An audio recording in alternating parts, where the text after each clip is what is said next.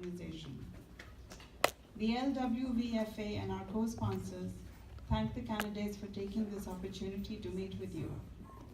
We have with us today Mr. Mark L. Keem, House District 35, Mr. David L. Bulova, House District 37, Ms. Kathy K. L. Tran, House District 42, Ms. Lolita Mancheno Smoke, House District 42, Mr. Marcus P. Simon, House District 53, and Mr. Mike S. Casey, House District 53. Candidate brochures are available on a table at the back of the room. We also thank the staff at the Providence Community Center for their help in providing this venue and helping set up, and we thank all the volunteers for their help in organizing this event. And we'd like to thank all of you for attending this evening. We look forward to a lively and respectful discussion of the issues. You'll find copies of LWVFA's 2017 What's on the Ballot, Facts for Voters, and Vote 411 cards on your chairs. Our voters' guides are available online on vote411.org. Here's the format. All candidates certified to appear on the November 7th ballot were invited to participate. Candidates who could not appear were allowed to send a substitute to read a statement in their place, but substitutes are not allowed to answer questions. I will introduce each candidate, who will deliver a 1.5-minute timed remark with minute, 30-second, 15-second, and stop alerts. Candidates are seated in the order in which they appear on the ballot. After the first question, I will rotate the order in which candidates are asked to give 1-minute answers to your questions. Candidates will have 1 minute for a closing statement. If you wish to ask a question, volunteers will pass out index cards and pencils. We ask that you keep questions brief and specific, only one question per card.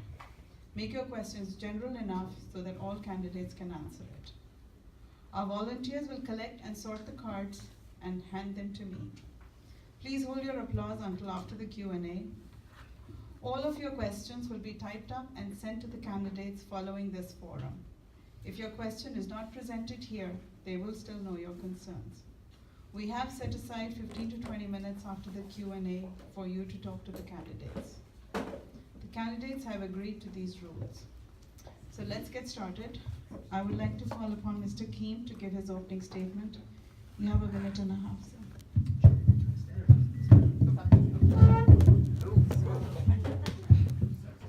You can speak from your chair. I hope I didn't break anything. Well, good evening, everyone. It's great to see all of you. Thank you so much for coming today to listen to us as your representatives and your candidates for public office. My name is Mark Keem. I have the honor of representing where you are sitting right here, the 35th District in the House of Delegates. This is my 4th term, 8th year in serving, and I am completely and truly honored and privileged to have this job to represent my neighbors. I see many of my constituents here, from folks from the Vienna and Oakton area, as well as from Tysons and Dunloring. And I'm also excited to see young people here like Bailey and Claire and others from the high school who are also participating in the civic exercise. The reason why this election this November, 40 days or 39 days from now, is so important is because you're electing the leaders that represent you at the most important parts of your lives. Not like the federal government. We don't deal with war and peace. We don't deal with big issues that you can't put your arms around. What we as your state representatives do is deal with issues that you deal with every single day. Traffic, the quality of your schools, the quality of the environment that you live in, as well as infrastructure and healthcare for all those people that need it. So our job is to represent you in your day-to-day lives in the way that the government should be meaningful to you, and not get in your way, not become obstacles so that you can't achieve your dreams. So I look forward to working with you, answering your questions, and also to share whatever thoughts we can to make this a better Commonwealth and better Fairfax County for all of us. Thank you so much. Mr. Bullock.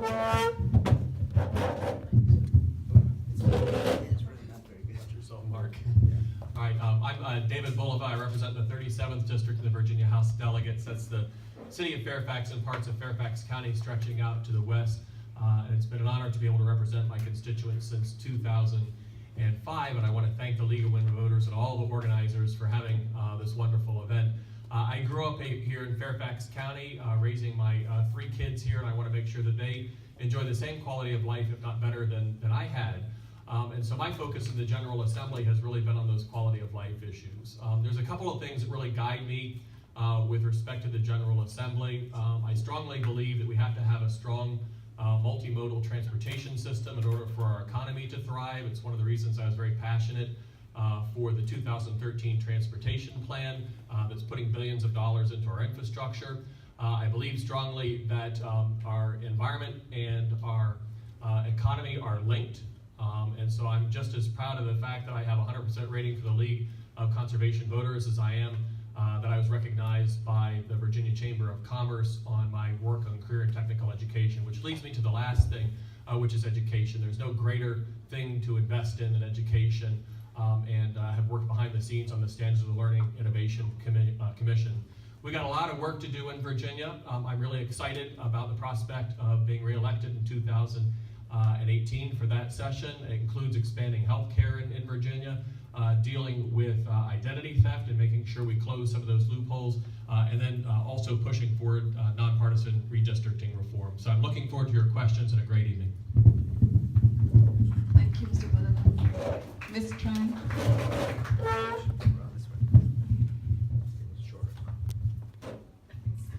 Good evening. I'm really glad to be with you here. Thank you to the League of Women Voters for organizing this really important conversation. My name is Kathy Tran, and I'm running for the Virginia House of Delegates to represent the 42nd District.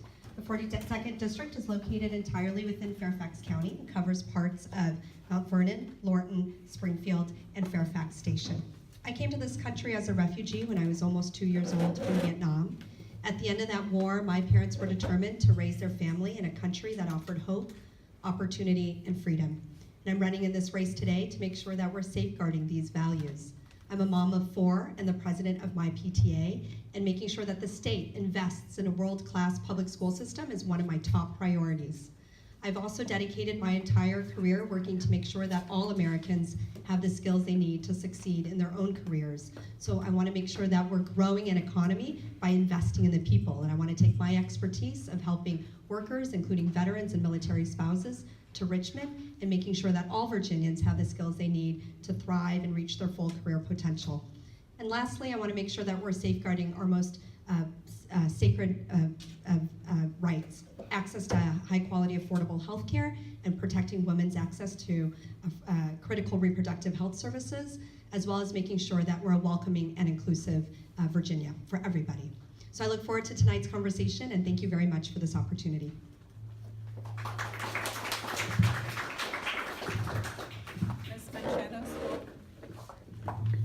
Buenas noches, good night, marhaba, sharafna, año haseyo. I am Dr. Lolita Manchino-Smoke, and did you know that 80 cents of every dollar you send down to Richmond goes elsewhere in Virginia and not to us? We're Virginia's ATM, and we need to focus and make sure that we change that. One of the things that I'm looking at is ensuring that I focus on growing the economy, lowering our taxes, improving our infrastructure, and ensuring that we have quality education for all. In order to do this, there needs to be a focus on us growing geographically our economy.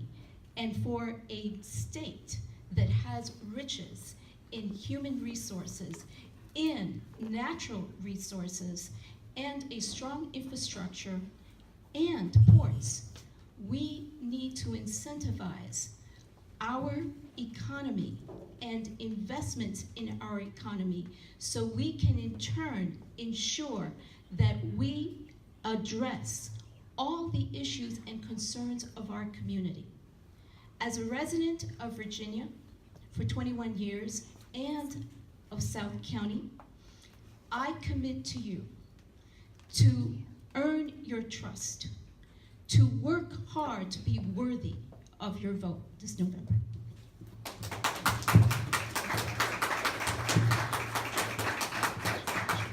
Mr. Marcus Simon. Good evening. My name is Delegate Marcus Simon. I represent the 53rd District, which is Falls Church, Merrifield, all the way out here, almost to this spot, stops at the Mosaic District in Nutley Street. I've been in the General Assembly for 4 sessions now. My original campaign promise or campaign slogan was working harder, working together. And I'd like to think that I've accomplished a lot of that during my first 2 sessions. We only meet for 45 and 60 days each year. But during that time, each session, we'll consider about 3,000 pieces of legislation. Starting in the 2014 session, I've co-patroned 622 bills, 422 of which actually passed both the House and the Senate. So I've been active down there. When I first got there in 2014, I had sort of a big idea for a freshman, which was to make it illegal to publish images of someone in an embarrassing situation that you may have obtained during a relationship once that relationship was over. And we call that revenge porn. I actually partnered with the very senior Republican chairman of the House Criminal Law Subcommittee. I was his only Democratic co-patron of that bill, and we got it passed together, and it passed both houses and was signed into law. Thank you. Feel free to applaud. I'll take more.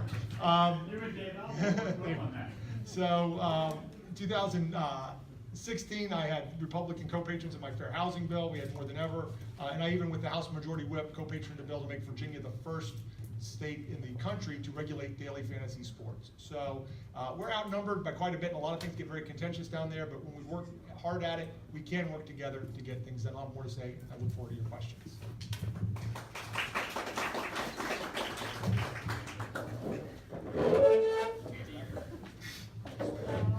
I think you have to move here, so.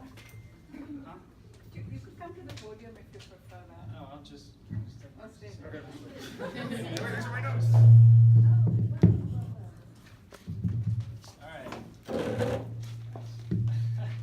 All right, so I wanted to thank the League of Women Voters for hosting this event and everybody for showing up here today. My name is Mike Casey. I'm an engineer. I was born and raised and educated in Fairfax County and then at Virginia Tech. And when I go campaigning, when I go knocking on doors or shaking hands with the Metro, I don't target likely supporters. I'm looking for an honest conversation about politics with anyone who's willing. And one of the effects of that is that I talk to a lot of people who don't vote. And about half of all eligible Americans don't vote. And what I'm hearing isn't that voting is too difficult, nor that they don't care. There's a mentality that the government is working in the interest of the parties and the people who finance campaigns. What does my voice really count for when I'm talking about climate change or electricity prices when Dominion is funding just about every campaign in the state? So they feel like the system is never going to work for them, so they may as well stay home. And I don't agree with that conclusion, but those are legitimate concerns, and we can help address those with some election reforms, with campaign finance restrictions, with nonpartisan districting, and with ranked choice voting. So I'm focused on that, on fixing our healthcare system to make sure that everybody has a basic level of healthcare, and on building a transportation network that's backed by mass transit. I look forward to this discussion tonight. Thank you all for coming again.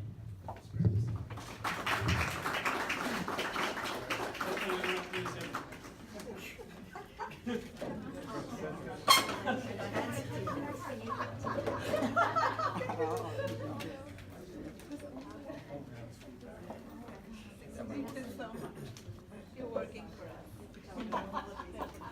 Generously give me your seat. I always wanted to be the Speaker of the House, but not the Speaker of the House. Yes. We have here today Ms. Lee Nussbaum, who is a representative of Ms. Eileen Philliphorn, and she'll make a statement on her behalf. Here.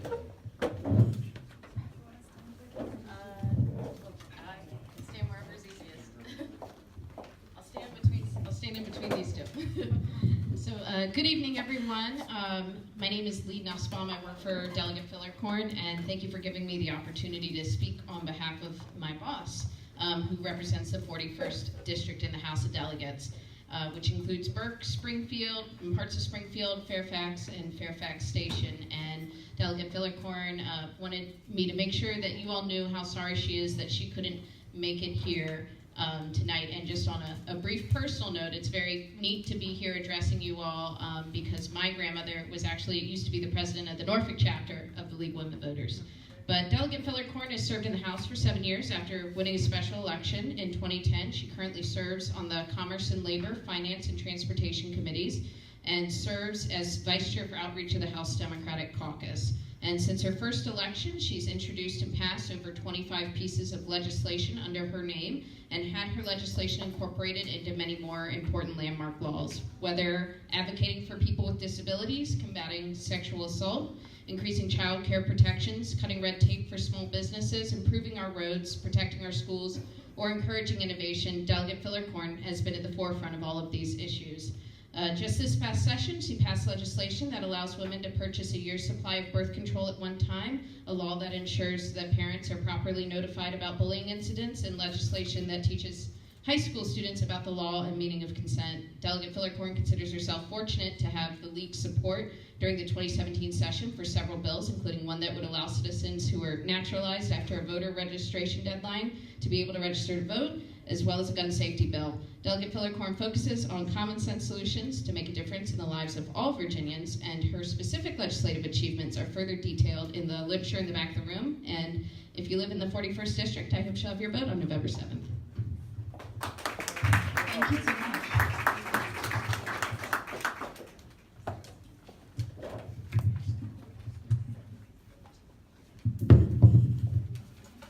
Yeah, I'm gonna.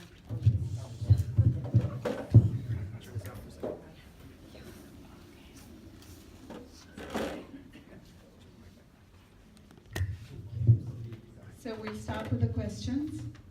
And our first question is for you, Mr. Keene. I guess I should listen. Actually, it's for everybody, but he'll start. What are your top 3 priorities for the 2018 session of the General Assembly? You have 1 minute. Sure. Thank you very much, Anu, for that question and for your volunteering today, as well as our members from League of Women Voters and other organizations. My 3 priorities now have been similar, if not identical, to my priorities for the last 8 years, which is the 3 issues that I hear the most when I'm knocking on doors talking to my voters in this area. First is the traffic and the transportation mess that we have here and congestion.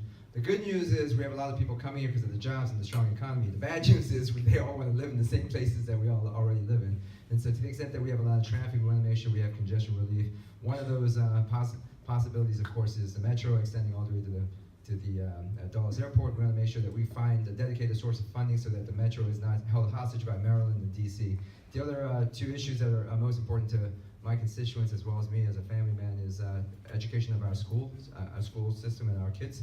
I have 2 kids in James Madison High School. We want to make sure that our teachers are treated the same way as all the other professionals are. They're paid well and they're treated with respect. And so education is something my friend David Bova and I work on. And the third point real quickly is the economy, and we'll talk more about that later. Thanks. Thank you. Mr. Bulba. Thank you very much. And it's always hard to nail it down to your top 3 priorities. And so as a politician, you try to squeeze in a couple others in there. But really up at the top, economic diversification. We still have sequestration that's floating out there. And so it's really important that Virginia get ahead of that and continue to diversify our economy. K through 12 education, this is going to be a big year. Number 1, we're continuing to progress along with SOL reform and also high school graduation reform. I think we've got some exciting things happening out there. We need to make sure that those continue. This is also an extraordinarily important year for education resources. So this is a re-benchmarking year. And so this is the year where we need to make sure that the General Assembly is paying our fair share of the standards of quality across the board. There's 2 others that I'm really going to be focused on. One is data breach notification and what to do if a company loses your information and makes it out there so that people can steal it. I was proud to be part of putting together Virginia's laws 10 years ago. Those need to be updated. And then college affordability is another really big one, especially dealing with income sharing agreements and the potential to make that happen in Virginia. Thank you. Question goes to you, Ms. Tran. Thank you. Thank you so much, Anu. So I have my top 3 priorities. The first would be to make sure that we're increasing the state investment into our public school system so that we are able to attract and retain the best teachers and reduce classroom size. I mentioned before, I have 4 kids, 2 of whom are in elementary school, and I'm the president of my PTA, so that is continually going to be a top priority for me and also for the constituents in the 42nd District. My second priority is to making sure that we're going to expand access to high-quality, affordable health care. In Virginia, that means we need to expand Medicaid. There's absolutely no reason why we should not be doing that in this legislative session that's coming up. There are 400,000 working Virginians who would benefit from the expansion of Medicaid. The third priority is to making sure that we're supporting veterans as they transition from the military to the civilian workforce, either through entrepreneurship programs or increasing bridge programs so they can take advantage of their experience in the military. And I've had extensive experience working to support veterans and military spouses at the Department of Labor, and I want to take that expertise and help work on those types of programs as well. Thank you. Question goes to you, Ms. As a college professor, engineer, and business owner, my primary areas of concern are going to be focused on ensuring that we lower our taxes so that we can have a catalyst for business growth in our state, and also grow our economy geographically so that there is more diversification of businesses, industries coming into our state, so that we diversify the portfolio away from dependency on just service industries and get into production industries that contribute more to the revenue of the state. And the other thing is to improve our infrastructure so that we can ensure that we grow businesses geographically throughout the entire state. And another thing is focusing on the education funding so that we get recognition here in Northern Virginia for our high cost of living and get monies into the classroom for our teachers because they know how to teach and know what to do with our students. Thank you. Mr. Simon? Thank you. So, my 3 priorities are first, giving folks an opportunity to succeed and improve their lives. The way we do that is by helping them tackle the student loan debt problem so it doesn't burden them forever, and raising wages so people can earn a living wage for a full day's work. Number 2 would be giving people a government that they can trust and believe in. I think a lot of our problems we have today are because people do not trust the process by which their leaders are elected and the process by which bills pass. And then finally would be equal justice for all. For somebody like me, it's really tough to watch what we just saw in Charlottesville with people marching around saying Jews will not replace us, and blood and soil, and how we thrive in an environment like that is something that we really need to take a serious look at. So those are the 3 priorities. I think we all talked about improving the economy and giving people a chance to succeed. I think it's great that we have this idea that we can lower taxes and spend more money on infrastructure and education at the same time. I'm not sure how that math adds up. But if we want to attract businesses, we want to make sure that we are a state that welcomes everyone. And that means we don't have laws that discriminate against people based on their race, based on their religion, or based on their sexual orientation or gender identity. Thank you. Mr. Casey? Thank you. So my top 3 priorities would be first, as I mentioned, reforming our electoral system with campaign finance restrictions, both on what money can come in, restricting it from corporations and from PACs, and on what you can spend that money on. Implementing ranked choice voting system to allow independents and third-party candidates to have a fighting shot, and implementing a nonpartisan districting process. I also think we need to focus on transportation, and for that I believe that we need mass transit solutions, both public transit. I think that using VRE lines to expand out to the western parts of Northern Virginia would give us more control and would make more sense than expanding Metro. And I believe we can also find a lot of value in investigating private mass transit solutions. And additionally, our healthcare system in this country is pretty broken. Costs keep going up, and people are still not getting covered. And we're doing a reasonable job of trying to regulate. But I think we can take a hard look at reforming the whole system, starting with implementing a publicly provided baseline healthcare system. Thank you. Thank you. Our next question is for Mr. Boulevard, starting with Mr. Boulevard actually. Do you support dedicated funding for Metro? And if so, how would you provide this funding?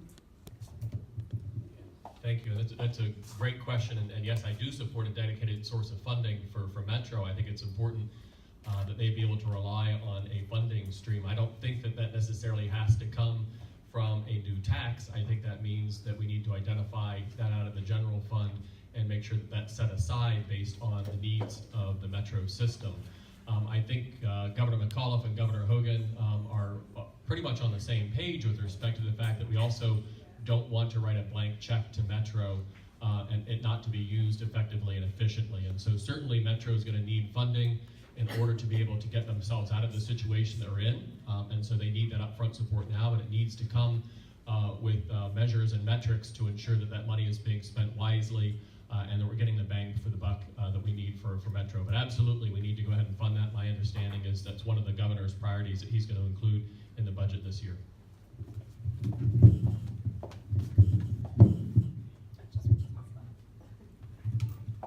Thank you. There's a recent study that shows that the Washington area is one of the fourth ranked worst traffic spots in the nation, right? So we absolutely need to make sure that we're addressing our congestion here in Northern Virginia, and Metro is a key part of that solution. Secretary Ray LaHood is completing a study in terms of the governance and funding for Metro, and what we need to do is make sure that we maintain flexibility in how Virginia funds Metro. I do support dedicated funding for Metro. It's really important that Metro is safe and reliable and earns the trust of people to go and use the system again, so that we're able to take more cars off the road, have a healthier environment, reduce congestion. And I look forward to kind of the final study findings from the Secretary's study in terms of what he thinks our good options are here in Northern Virginia. Thanks.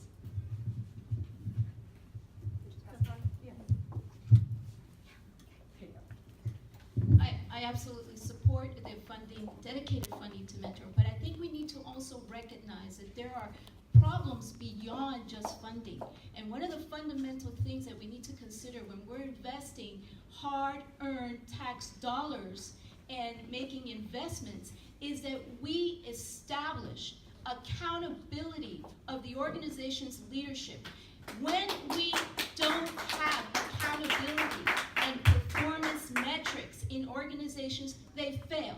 They fail in preventative measures. They fail in maintenance. They fail overall in program administration and operations. We as citizens cannot afford to have our tax dollars misspent and to put ourselves at risk because of failures in safety, recommendations, and quality control. So, if we're going to invest, let's make sure there is a performance management system put in place with accountability.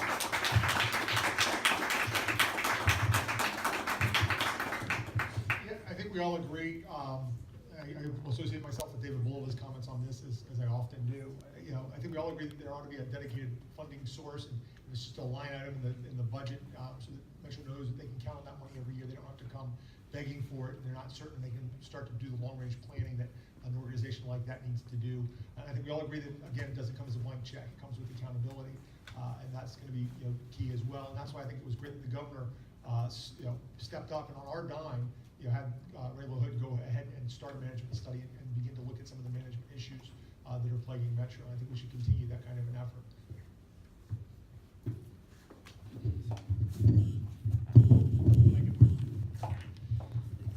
Okay, so I think that investing in Metro is it's a good investment. It's good for the environment. It's good for traffic. We certainly have a high enough density in this area to warrant a mass transit system.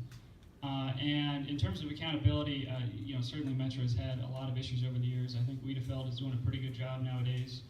And I do think, there's a difference between a dedicated funding source and dedicated funding levy. And a lot of people, when they talk about dedicated funding, they're talking about having a gas tax or a portion of the sales tax that's just going towards Metro funding or public transit funding. And I'm a little hesitant to support that because there's a lot of instances where we see that. One of the most infamous ones is school funding through lotteries.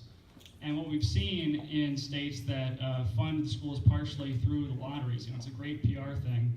But what we've seen is there's an initial boost of funding in the first couple of years after, and then the funding slowly drops off because people are expecting the lottery to be funding the system.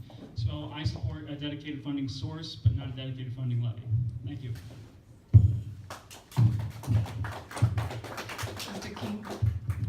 Sure, thank you for the question. Of all the members in not only the Virginia State House, but also in Maryland and the Washington, D.C.'s council, I represent more metro stations than anybody else. I have 4 on the Silver Line and 2 on the Orange Line. And so obviously Metro funding and Metro sustainability and accountability reform are very important to me. I would agree that we need dedicated funding, but I also agree that there's no reason why that has to translate to taxes, which a lot of our friends on the other side of the aisle tend to attack us as Democrats for saying anytime we say funding, they just equate that means more taxes. I absolutely do not agree with that. I think the way you make something dedicated as a source of revenue for a project is to prioritize what we already have. As you might remember, in 2013, we raised taxes in Northern Virginia, specifically for Northern Virginia transportation, which did not include Metro. And so the idea is using that fund as well as other funds that are already available, if we can prioritize to say, whenever we have funding that comes from DC, Maryland, and from the federal government as counterparts, we have to make sure that we live up to our fair share. Otherwise, we don't get that subsidized funding from the other jurisdictions. So by having that the top priority, so nothing else gets spent until we spend down the $500 million that we need in Virginia to pay for Metro, that's where I would have that dedicated. Thank you. Our next question, we'll start with Ms. Tran. The question is, do you support the expansion of Medicaid? Why or why not? Thank you. Absolutely. I believe that having high-quality, affordable health care is a right. And expanding Medicaid would ensure that 400,000 vulnerable working Virginians have access to health care. It's also, there's also a very strong economic argument to be made. Virginia has left $10.6 billion on the table because we have not expanded Medicaid. That's $6.6 million of our taxpayers' dollars every single day. So there's a very strong moral argument and a very strong economic argument for us to expand Medicaid. Thank you.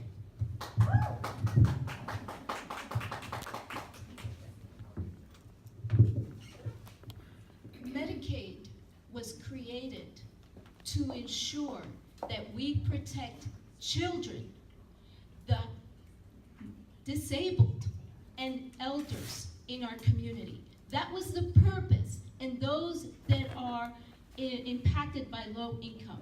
That was the overall purpose of Medicaid. It needs to continue to be that purpose.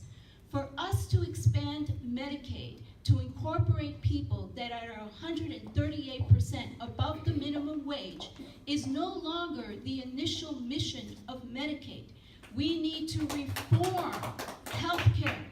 That is the true answer. And all those cities that have in fact incorporated Medicare expansion are now in the red. We in Virginia have been very fortunate and very wise.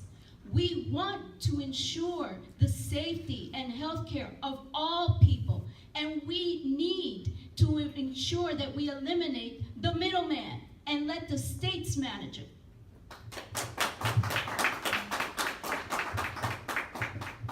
So, just sort of an instant fact check here. It's 138% of the poverty level that would qualify for Medicaid expansion. I don't think somebody making the minimum wage even gets quite close to that these days, which is another issue for another question. And it is a moral imperative that we provide health care coverage to those 400,000 people that aren't covered. I've been accused in the press and by my opponent of being a bit of a pain in the butt down in Richmond and a little bit antagonistic. Let me tell you what they mean by that. That's because I got up during the morning hour when we're supposed to be doing nice little speeches about how everything's great and talking about folks back home, and I point out the 4 people in the gallery that don't have Medicare coverage. I describe their stories of what happens to them as a result of the fact that they aren't covered because they fall in the coverage gap.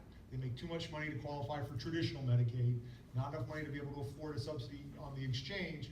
They were, by design, this 138%, this gap was supposed to be filled by states opting into Medicaid. We've chosen very cruelly here in Virginia not to do that because we didn't like the president that passed the program. We wanted the program to fail, and as a result, I point out what that does to real Virginians every day. So if that's being a pain in the butt, that's being an antagonist, I'm gonna keep doing it when I get down there next year.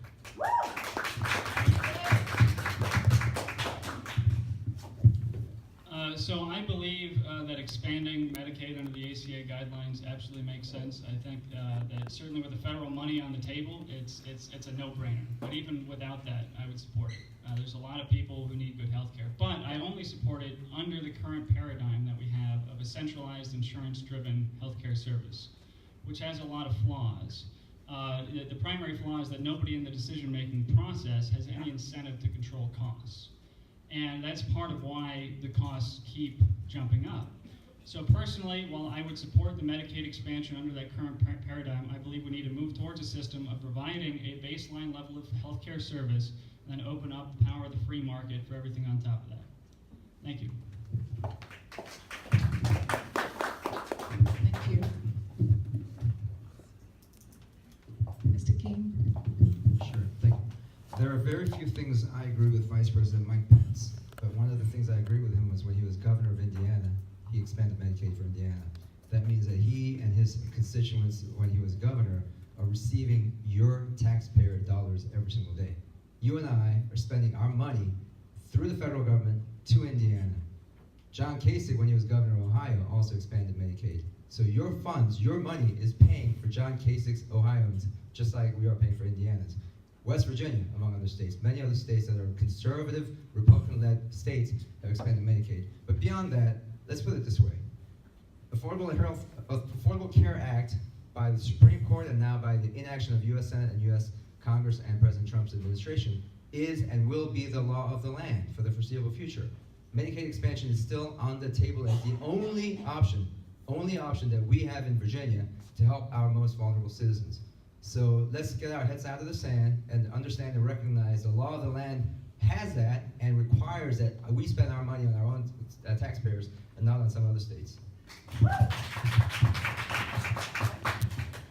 So I'll try to wrap it up a little bit because I think there's been some great points. I absolutely support expansion of Medicaid in Virginia, and here's a couple reasons why. Number one, if we don't have that expansion, we are already paying because of higher premiums to those who do not have insurance. So the idea that somehow we're not paying one way or the other, that's false.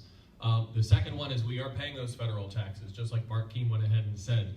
I would much rather be able to get that money back to Virginia rather than sending it off to other states or leaving it at the federal level. But I think that the two things that are really important are, number one, preventative health means that you're going to save money in the long term. If you can keep somebody from suffering from a chronic illness and get them the health care that they need, that's going to save a lot of money in the long term. It's the right thing to do. And finally, no family should ever have to decide between bankruptcy and getting the health care that they need. Let's go ahead and make sure that we get those people covered. Thank you. Our next question, we'll start with you, Ms. Tran. Oh, you did, sorry. Ms. Manchano-Smoke. Should dreamers who graduate from high school be allowed to attend Virginia colleges with resident status? I've worked with a lot of dreamers. They are the fabric of our future in this nation. These are young men and women that have done sacrificial endeavors just to complete an education here in Virginia, in the United States.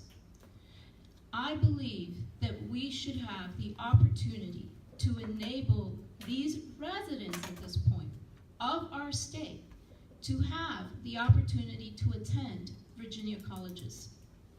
These folks will be expanding our workforce of tomorrow. They are in fact the ones that will be working in our companies and leading our nation.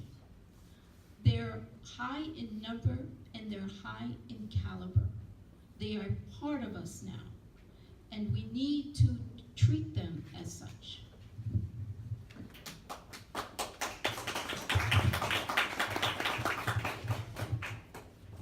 Yes, yeah, I support what we call the DREAM Act, the Virginia DREAM Act. We haven't been able to get it passed in the Virginia General Assembly, but Attorney General Herring came to the realization when he was elected Attorney General that these folks are actually legally present here. They're legal residents, and under our statute, if you are a Virginia resident, you're here legally as a resident, you qualify for in-state tuition. So we don't need a Virginia DREAM Act. In fact, DACA status students are, in fact, now able to attend Virginia colleges as in-state tuition, as in-state students. And I think that's the way it should remain.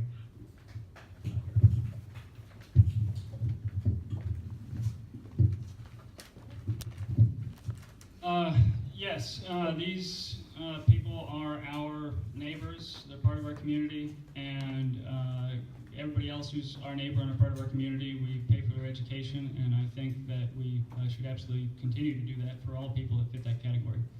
In addition, when it comes to that in-state status, I think something that's worth investigating is providing free community colleges for everybody who's in-state. I think it might possibly be a little bit too expensive to do that for universities and colleges, but for community colleges, I think providing technical education and some amount of science and math education at a higher level to all residents and citizens and anybody here is very positive and will pay dividends for years to come. Thank you. Thank you. I'd like to remind the audience to please not applaud after every candidate. Just after me. Yeah, right before I speak, right? Well, on the DREAM Act, if I had more time, I'll tell you a great story about how it all originated. I was in 2001, early part of 2001, I was a staffer in the Senate Judiciary Committee for a Democratic senator who came up with the idea of the DREAM Act because of a Korean American student in Chicago who was suffering from a lack of documentation when she was applying for college. When we broached the idea, a senator from Utah, Republican, who happened to be the chairman, Orrin Hatch, loved the idea.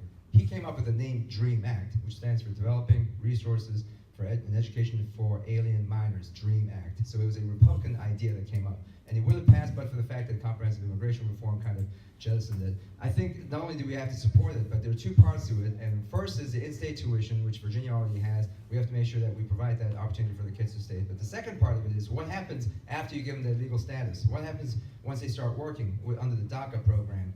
Can they become U.S. citizens eventually and stay in this country, or will they always live with the fear that they have to get kicked out and live somewhere else? I think we have to do both parts, provide the financial and other incentives for them to stay so they can become employees here, and also give them a legal status so that they can stay here and then have families themselves.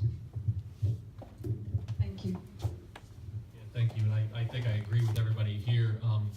The day that President Trump made the announcement about repealing DACA, I actually went to George Mason University that day, and there was a group of Dreamers who had organized a forum, and I wasn't quite sure what to expect, but there was at least 200 people there, and it wasn't just Dreamers, but it was students, it was teachers and faculty, it was members of the community who were all very, very concerned. And I looked across the room, and I guess what really struck me was just the enormous amount of potential that I saw in those students right there. And they're absolutely correct. You know, these are students who have grown up in our community. We've invested in them, and we really do owe it to them to help them to succeed. And so we definitely need to make sure that we support those Dreamers coming forward. Thanks, David. Absolutely, we need to be continuing our current policy of allowing Dreamers to have in-state tuition if they also meet the Virginia eligibility requirements. You know, Dreamers are striving young Americans, right, for whom this is their only home. This is the only home they know. Right? They worship with us, they go to school with us, they cheer on our sports teams, they are our friends and colleagues. And we need to make sure that they also have these amazing career opportunities and pathways as they go through and earn degrees and develop their skills. And I would also pledge to work with our congressional delegation to make sure that we're supporting comprehensive efforts for comprehensive immigration reform. I worked in immigration advocacy for an organization that worked both with the left and the right to lift up very diverse voices to support immigrants and immigration reform, and we need to continue to support what we can do to enable Dreamers to thrive here in Virginia, as well as federally working with our congressional delegation. Thanks. Next question. For you, Mr. Simon. What laws would you support to ensure gun safety in Virginia? Would you do away with the gun show loophole? I'm happy to lead off with this question. So the list is pretty long. I would start off with, yes, universal background checks for every transfer of a firearm is essential. We want to make sure that we keep dangerous weapons out of the hands of dangerous people. That's what it's about. Nobody's talking about taking away everybody's gun. Nobody's talking about banning them or gathering them up or registering anything. But we want to make sure that dangerous weapons stay out of the hands of dangerous people, people that have a history of domestic violence, people that have been convicted of felonies, people that are dangerously mentally ill and have been committed, have no business having firearms. I also would support a ban on long guns and rifles being carried around in urban areas during protests. You all saw again what happened in Charlottesville. The idea that somebody can show up in paramilitary dress and shields carrying around a semi-automatic weapon is ridiculous. That ought not be allowed to happen. And when you have an active shooter situation like we had in Maryfield was it yesterday, right? You don't want a bunch of cowboys coming out with their private weapons roaming the streets looking for the shooter and having the police have no idea who the good guys with the gun and who the bad guys with the gun might be. So those are some of the things that I would start with.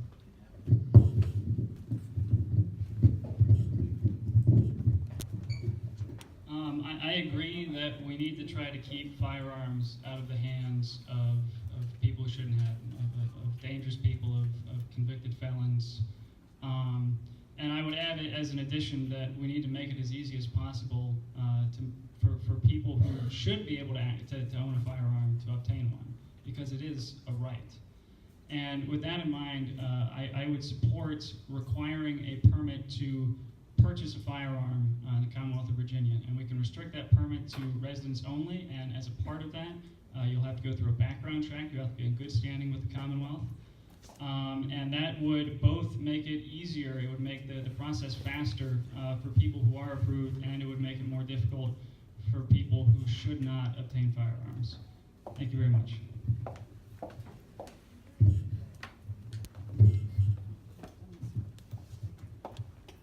Any conversation about firearms, it becomes very difficult for everybody because everybody in America knows somebody who was either harmed by or a victim of a firearm. Whatever the cause is, the fact, I think we can all agree, whether you're on the conservative side or the liberal side, I think we can all agree that we do have a lot more firearms in America per capita than any other country in the world, and that does have a correlation to the number of crimes and incidents that occurred. Last night, the gentleman who used a firearm in Maryfield turned the gun on himself and committed suicide. He happens to be a constituent of mine. He happens to be somebody that myself and our state senator were trying to help because he was going through a family situation. We didn't realize that he was at such a brink of depression that he decided to do what he did. And so our heart goes to his family and survivors. But there's one thing that we can do that brings both sides together on this issue, which is to make sure that whoever wants to purchase a firearm under the Second Amendment to be able to use it for his or her lawful purposes goes in front of every government agency they need to go to make sure that we've checked every box so that nobody who does not qualify mentally, criminally, or otherwise ends up purchasing a firearm. Thank you. And so I've got a great deal of respect for the Second Amendment. My dad made it a very, very point to make sure that I knew how to handle a firearm when I was growing up, and I made sure to pass that along to my two children, because I think that really is at the heart of gun safety, is knowing what you have and how to handle it if you ever run into it. The simple fact is, though, is Marcus is correct, is this is all about gun safety. It's all about making sure we keep guns out of the hands of those who most of us would agree should not have them in the first place. And so closing things like the gun show loophole are absolutely priorities. But I will say, and I think Mark's story is a really, really poignant one, is that the other thing that we need to do is we need to invest more in mental health. A lot of the individuals who take up weapons are doing it because they don't know what else to do, because they are having mental health issues. And so Virginia, we've been trying to invest more in those particular areas. We have a habit of investing after tragedies and then ratcheting back. We need to make sure that we're increasing funding so people who need to get that help can get that help. Thanks, David. As a mom, I really worry about the safety of my kids. When I hear about them practicing a lockdown at their elementary school, in my mind, it's like, how do I have this conversation with them, what that's really about? That's really not about a potential bear in West Springfield entering their school, is what they think it's about, So for me, it's a very personal issue, and I do support making sure that we have common sense solutions to gun violence. And I really want to applaud the two women here from Moms Demand Action for making sure that, three, that we're continuing to press this issue every single day and bringing it up to the forefront of our very, busy political conversations that we have, that this is a really important conversation. But universal background checks, the reinstatement of the successful one gun, 1 month policy. In addition to mental health services, we also need to continue, for example, to ensure the safety of domestic violence survivors, right? Like in making sure that we're protecting them as they are in their most vulnerable moments. So I think this is an issue that we need to continue to work together on across the aisle. Thanks. I am a gun owner. I know how to use them. I respect this right that we have. I just share a personal story. There has been death in my family from using a gun on themselves. And I absolutely support that we need to all come together to recognize that folks that have mental illness, that folks that have backgrounds of criminal intent, we need to incorporate safety precautions and background checks so that these situations of family members using these weapons on themselves can at some point be avoided and protect the rest of our society. I find this a situation also that we need to ensure we don't lose this right, because it enables all families to protect their loved ones in their own home. So, thank you for that. Thank you. So the next question is, what would you propose to provide more affordable housing for our teachers and first responders, as well as seniors? Mr. Casey? Thank you. When it comes to affordable housing, up here in Fairfax County, we have a pretty aggressive affordable housing program, but I'll say that there are 4 levers that we can pull to help address this. One is with an affordable housing system to make sure that developers provide affordable housing units with every development they do. Another is increasing the wages of our public servants, particularly tied to the cost of living, so they can afford to live in the areas where they work. And another would be to improve our transportation network and lower the cost and time of a commute so that they can live further out, because at the end of the day, an urban area is going to be pretty expensive to live in, and there's only so much that you can do about that. So I believe that increasing the wages of our teachers and public servants and improving our public transportation systems are the best moves that we can make in terms of making sure that people can afford to live in the areas that they serve. Thank you. Thank you. Sure. Affordable housing and just lack of housing across the country is a major problem, not only in Northern Virginia where we have population growth, but across the country. I was just in California for a conference recently, talking to some of my friends who happen to work in the housing industry, real estate, and they tell me that there are about 3.6 million housing units short in California. And across the country, you have roughly 600,000 new homes that are built. That means that even if every single house in the world, in America, is built and sent to California, they're not going to keep up with the growth there. And so if you extrapolate that across all of Virginia, you're going to have the same problem. I think one of the ways to deal with it is to ensure that as we have these new developments, we try our best to provide smart housing. So instead of having these houses that take up 1 acre, 2 acres at a time, if there's a way that we can create a community. A lot of our families are now trying to live age in place, where instead of looking for a place to move out and then sell that house to another family, they want to stay in place. So a lot of Asian cultures, we like to have multi-families come together in one family so we can take care of each other. So if there's a smarter way to use the property that we have, that'll help with the inventory. And of course, at the county level and the state level, we certainly can use more funding for housing programs. Like the county has a great penny fund program, which works, but other counties can adopt something like that. Thank you very much. And affordable housing is a very critical issue in this area.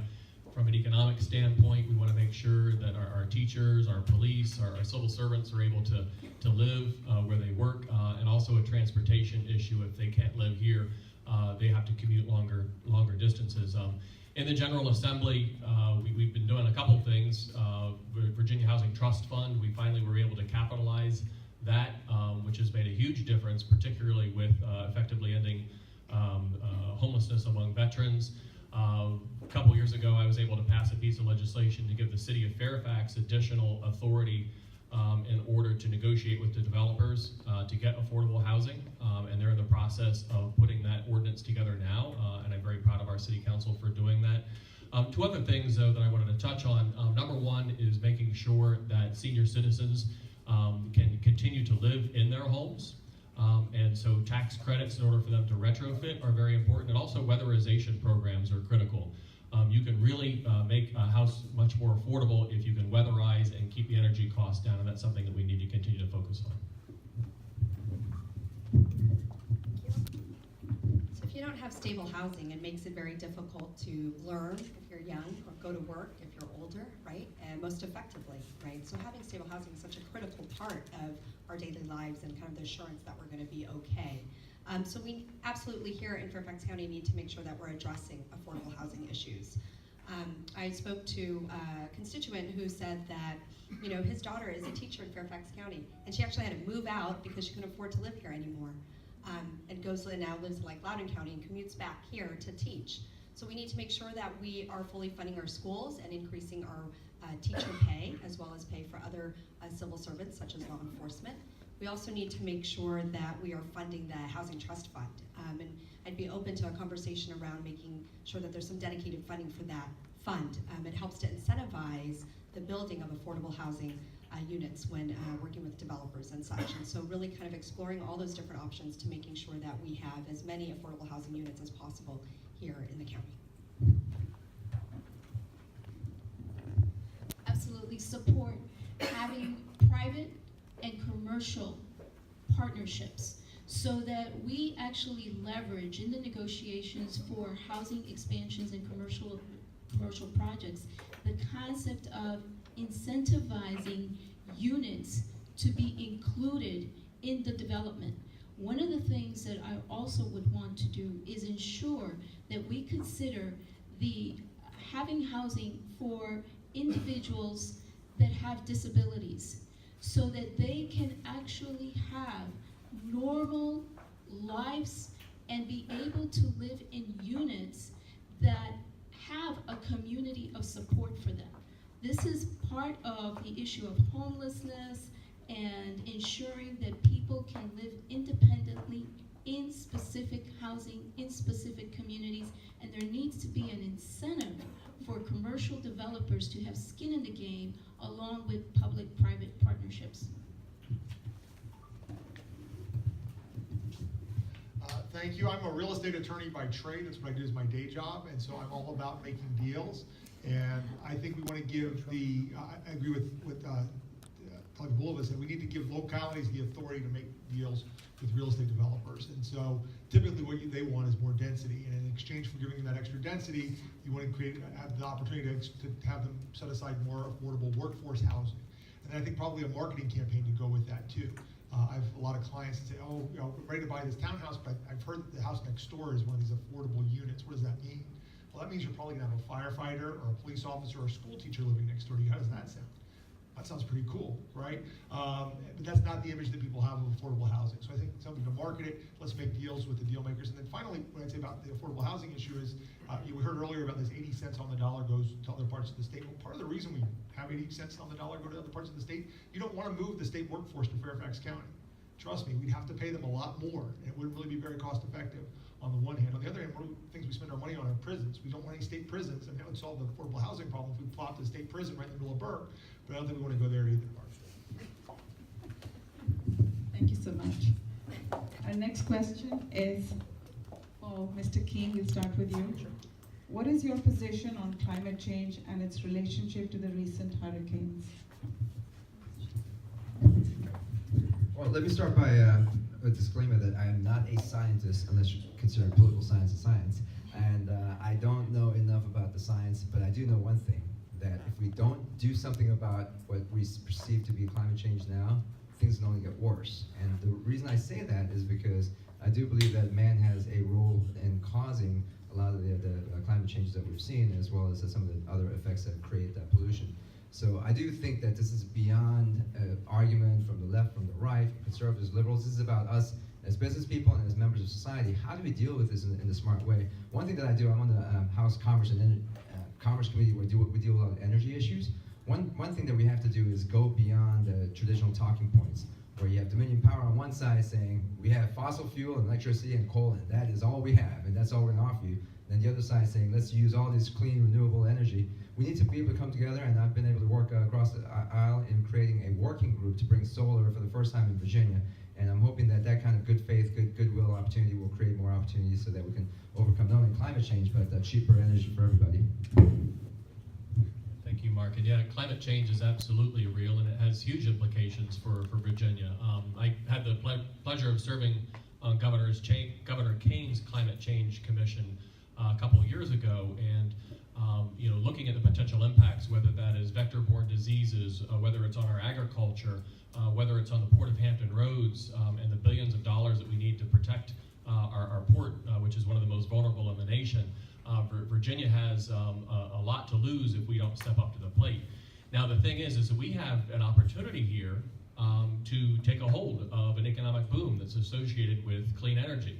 And so whether you're investing in solar, whether you're investing in offshore wind, we can get out in front of that. We can take advantage of that. We can go ahead and build those things here in Virginia, or we can lag behind and we're going to lead the pack and we're going to have to suffer the consequences of climate change without any economic benefits. I'd rather see Virginia lead the pack. Thank you. In the 42nd district, we have Mason Neck State Park amongst our many treasures. So if we're not fighting climate change, we're not going to have those treasures like Mason Neck or others in our state anymore. Absolutely, I believe that climate change is real and we need to be at the forefront of battling it. Doing so is not just good for the environment, it's also good for our health, and it can help grow the economy. I think we need to be looking at how do we invest and nurture our clean energy industries, such as wind and solar. You know, I had a chance to work when I was at the Department of Labor to work with the state of Montana in helping to jumpstart their biofuels industry in a very red state, where we were able to bring together growers and economic developers and the community and technical colleges and the workforce side to look at how do we support entrepreneurs, how do we support innovators, and how do we grow that workforce to meet the needs. So I think that's what we need to be doing here in Virginia so that we can be taking the lead. We don't want Maryland and North Carolina to be surpassing us in this area. We want to be the leaders. Thanks. Having worked in the energy industry, I'm very much supportive of alternative sources of energy. We need to be leveraging multiple vectors along that line. It is no longer just a dependency on fossil fuels. We have the technology today to actually store energy and make it mobile. So we don't even have to build power plants anymore. That's the nature of technology in today's energy industry. And with respect to climate change, we live in a planet that is alive, that moves, that has tectonic plates that are going to change all the time. We need to accept this is the world we live in. We need to protect it. And so environmental controls and understanding how to have sustainable practices in our industries is vital to the continuity and cleanliness of this planet. That is something we have to just incorporate. So climate change is clearly happening. There's no denying it. It's having effects on us, and we caused it. I mean, that's the bottom line. I don't need to be a scientist. I don't think to reach that conclusion. I agree with the scientists who tell us that. I think that their science is sound, and we can see the effects every day. Lately, we've been seeing a lot of it. It's funny, in Virginia, we're not allowed in the General Assembly, you're a troublemaker if you call it climate change. You know, we have to call it persistent recurrent flooding, which we know happens. And we can deal with persistent recurring flooding, but we can't call it climate change. We can't do anything about the Clean Power Plan in Virginia. We refuse to participate in the EPA's Clean Power Plan to try and, again, incentivize the use of renewable energies and end our dependence on fossil fuels. And it is problematic when you've got big corporate giants like Dominion who've got a big sunk investment in coal burning power plants. They don't want to retire those early because they don't get the return on investment that they expected. But I think it's our job as legislators to push them in that direction and get us moving on renewables as quickly as we can and have renewable portfolio standards and do the things we can do, pull the levers we can pull as lawmakers to make the transition.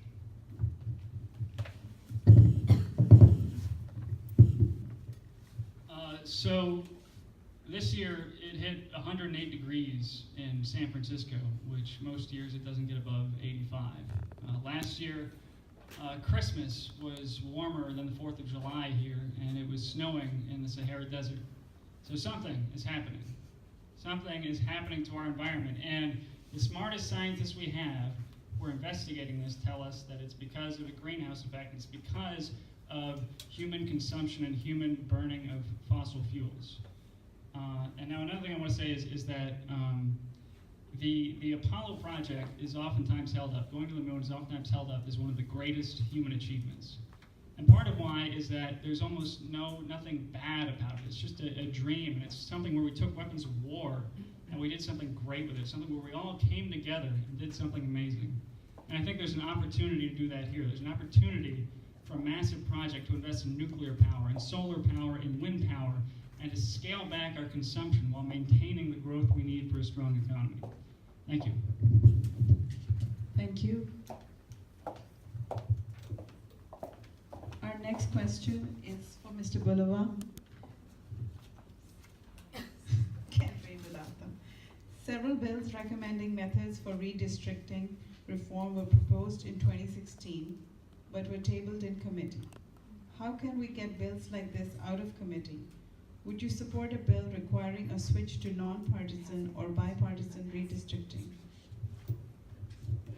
Yes, and very strongly.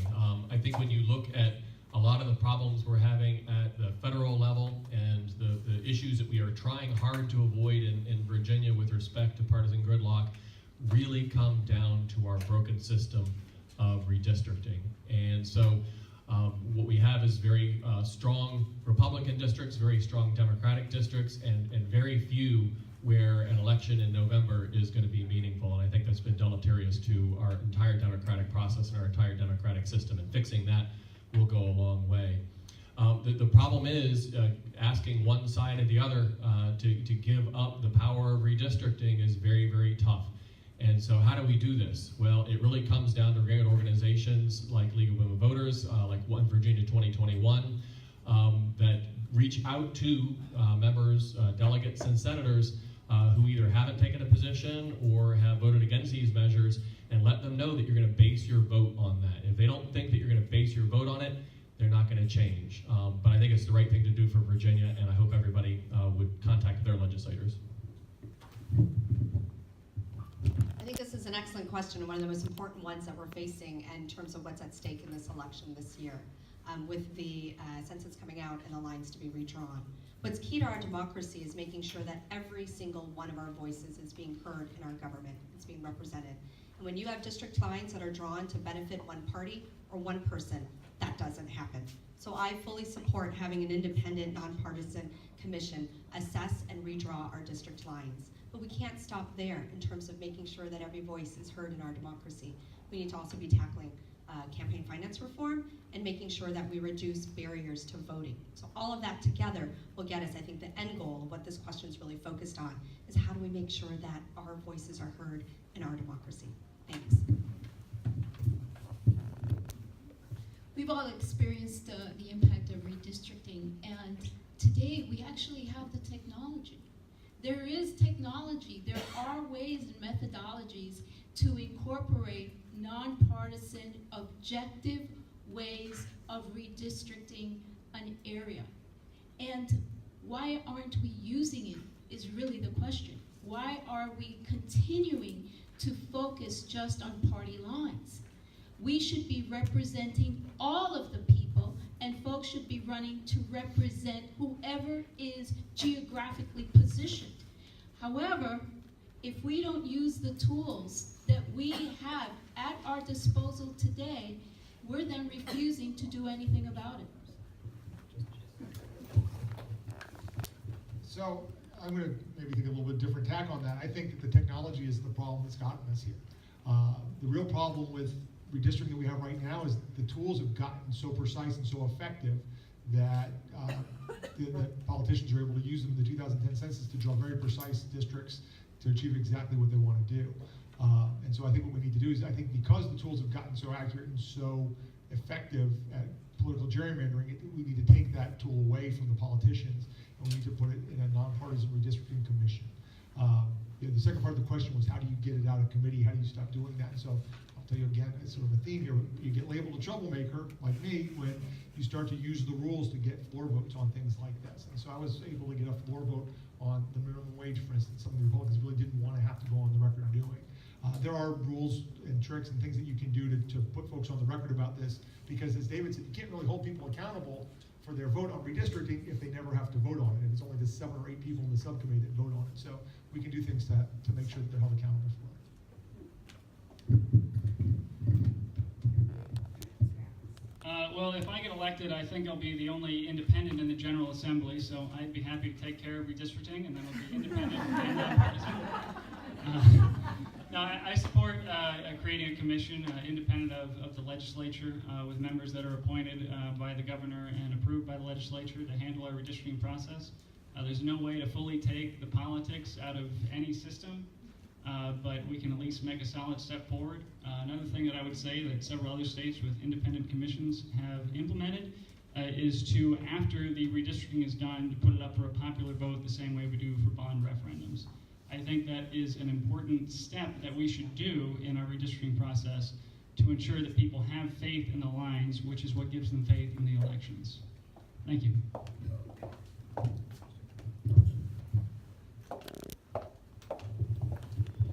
The simple answer to whether I prefer a nonpartisan, independent, non-political process versus the current system that we have is absolutely I do. And you've heard this over and over from many people that democracy is a system where the voters should pick people like us, not the other way around. And right now the system works where it's not just all of us, it's the majority party in the House decides that they want to stay in power. So they figure out exactly where all of us live. They draw a circle around their homes and say, okay, well, we want these guys to never challenge a Republican or vice versa. So they draw lines around us so that we get stuck in one political office district and they have another one. So that's how we end up with the results that we have. And the outcome of that is that rather than fearing going back and talking to voters and saying, hey, how am I doing? They only fear, if you're a Republican, the Republican primary. Or if you're a Democrat, a Democratic primary. Meaning that both sides constantly go to the extremes so that they get, they don't get challenged by somebody who's further conservative or further liberal. As a result, there's no middle ground in Virginia politics or in American politics anymore. And that has to break. And so I would support any way to break that gerrymandering process. This is our last question, and we'll start with Ms. Tran. What is your position regarding term limits for members of Virginia legislature? Sorry, as I go into a coughing fit. Thank you. I think this is a really interesting question. I'm a first-time candidate, and I do believe that we need to have some term limits. I'm open to having that conversation, absolutely.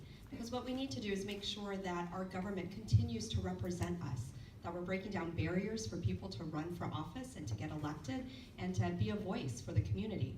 If elected, I'd be the first Asian American woman elected to the Virginia state government. I can't believe we haven't reached that milestone yet. I'm excited about this opportunity, but that's a testament to the barriers it takes to run for office. And so I think by having term limits, we're going to be able to open the doors and nourish a new bench of leaders in our communities to be able to take advantage of those opportunities. Thank you. Sorry. I absolutely support term limits. I am the first multicultural, multi-racial, multilingual candidate to be nominated by the Republican Party. And one of the things is that what we have created in the United States with these long terms is basically a ruling class. One of the things that many immigrants have been coming to this country to get away from.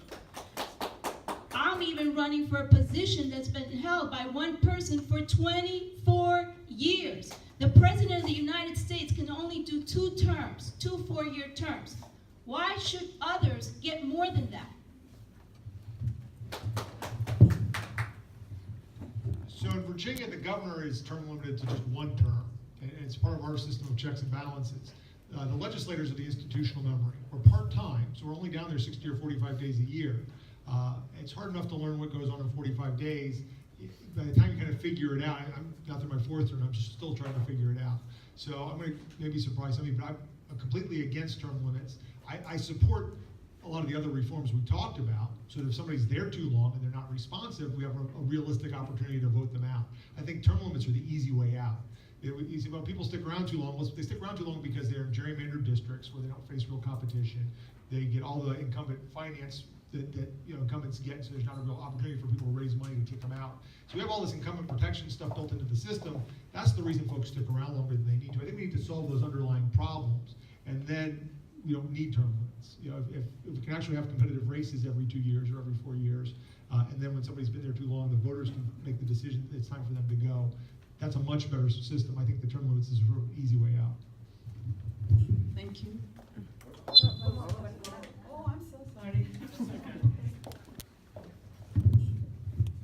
Thank you.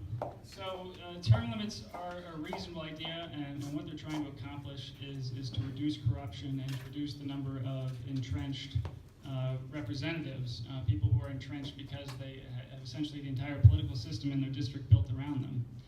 And that's a real problem, but we got to make sure that when we're implementing a policy that we're accounting for unintended side effects. And I think that Delegate Simon is absolutely correct in that legislating is very complex and it's difficult and it requires skill and experience. And so if we are just kicking people out every 3 or 4 terms, then we're going to end up giving more power to people who don't have term limits, the staffers and the lobbyists, in making policy decisions. So personally, I think a reasonable middle ground would be to implement a consecutive term limit. That is to say that representatives could only serve for somewhere between 3 and 5 terms, at which point they have to step down for at least a term, and then if they want to come back, they can fight for it. And that will ensure that only the best representatives are in there for a long period of time. Thank you. Thank you, and sorry about that.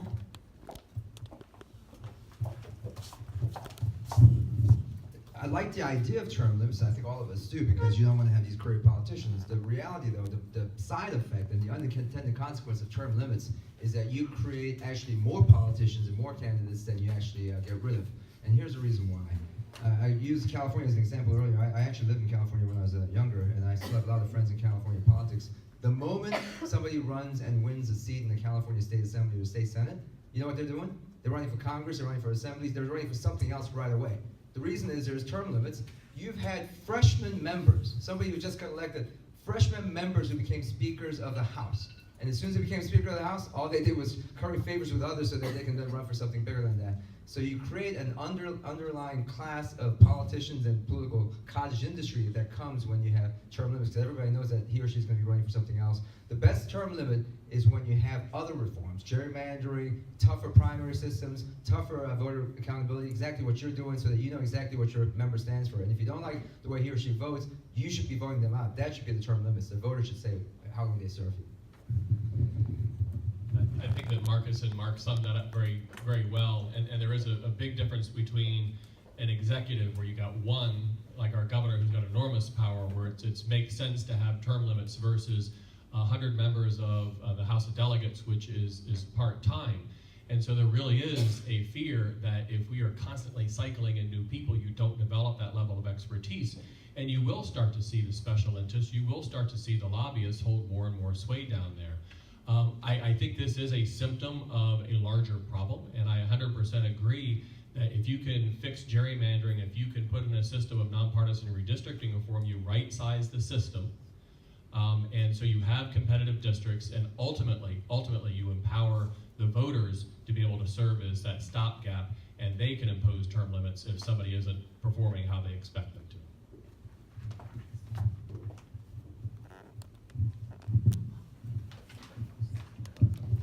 That was our last question. I'll now call upon each candidate to give their closing remarks. You have about a minute each, and I'm going to start with Mr. Casey. Thank you. Thank you all again for coming here tonight. I want to start with a quote. Ask not what your country can do for you, but ask what you can do for your country.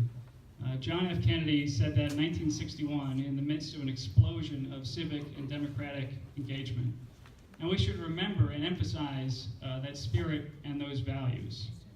Winning an election is far less important to me than trying to get out 100% of the vote, than hearing what everybody has to say. People need to understand and be active in their government in order to believe in it, in order for democracy to work. And for that to happen, some things are going to have to change. And just like the world needed a shift from Copernicus to Kepler, and from Newton to Einstein, and from King George to President Washington, we need some new paradigms today. From elections and energy to healthcare and transportation, we could use some new thinking. We can do better than patching and tweaking broken ideas. That's why I'm running, and that's why I'm here today, and I hope that's why you're all here too. Thank you.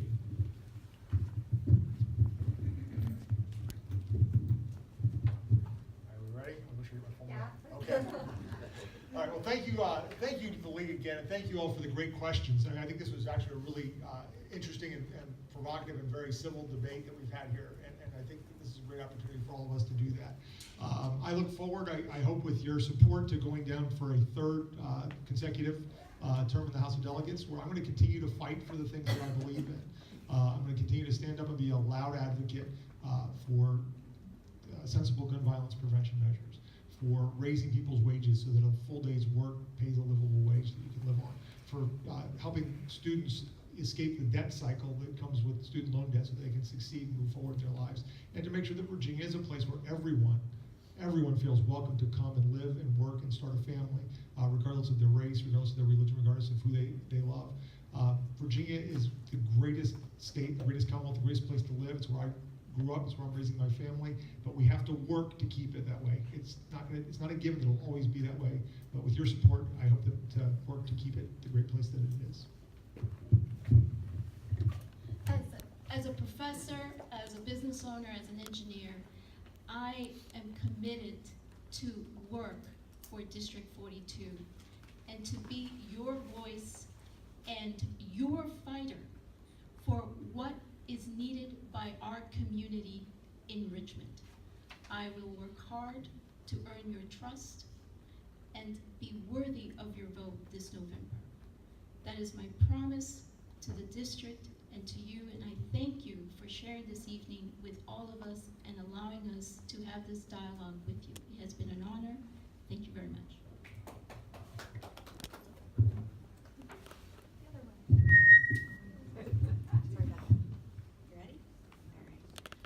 So you might have seen my baby come in and out throughout the evening. Let me tell you a quick story about her. I was due with her on Inauguration Day. She's 8 months old. And after the election, my husband and I wanted to give her a name that reflected our values. So we named her Elise Minkan. Elise was inspired by Ellis Island. Matt has family that passed through Ellis Island as they were searching for opportunity in America as they were escaping from anti-Semitism at the turn of the century. Minkan is Vietnamese for bright bell, and that was inspired by the Liberty Bell. To us, her name means to ring the bells of liberty and champion opportunity for all. I made the decision to run when she was a month old because I'd just given this very aspirational name to this tiny baby, and I knew that I couldn't just rest upon her shoulders that responsibility of creating this future for herself, that I needed to stand up in this moment and to fight for her future, for all the kids in my community. So I'd be really honored to have your vote if you live in the 42nd District, or to pass a good word on to your friends that do. Thank you so much for this opportunity tonight. I appreciate it. Well, thank you, and it's been a pleasure, and it's been a great conversation. I also want to thank the League of Women Voters and their partners for putting on this forum. I want to thank, again, all of our new candidates for stepping up to the plate. That's really at the heart of our democracy, and I'm so glad that they've done that. I remember when I was a relatively new delegate, we had a Republican come in, a prominent Republican come in and speak to the House Democratic Caucus, and what he said has stuck with me for a long time, which is that we all come down there to represent our constituents, and when we can work together, we should work together. When we disagree, it's okay to fight for what you believe in, but you should do so respectfully. And so when I go down there, that's what I want to do. That's what I strive to do. I like to problem solve. I love to problem solve. But when you do disagree, you do it in a respectful way. We got so much stuff that we can get accomplished here in Virginia, and so many things that can propel Virginia forward. You've heard a lot about them tonight, but I just want to say one of the things that I've learned is the power of listening. If you live in my district, and I'll finish up in just 1 second, I've had coffee hours, informal coffee hours, for the last 12 years, where I just sit there and listen at Main Street Bagel. I got 2 more this fall. If you're one of my constituents, I hope you'll stop by. They're a wonderful time. Coffee is on me. Well, first of all, good evening, everyone. Thank you so much for your time, giving up a weeknight to come and listen to a bunch of candidates and political officials.